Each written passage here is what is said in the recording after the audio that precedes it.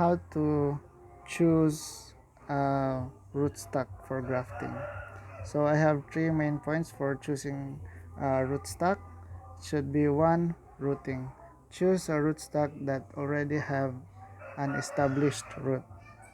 So you cannot use this rootstock because this doesn't have roots. Another one is find an actively growing rootstock. Don't use a stunted rootstock. It should be actively growing so it can support the scion.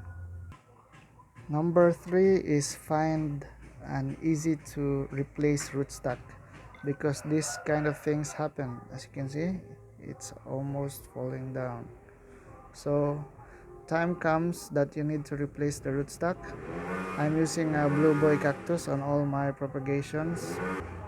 This is a dragon fruit rootstock. It's very difficult to replace.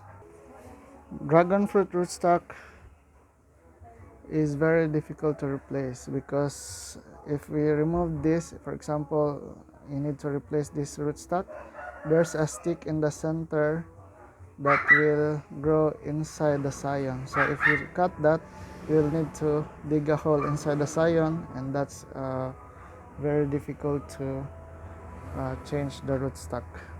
So that's it. Number one is find the well-rooted rootstock. Number two, find an actively growing rootstock.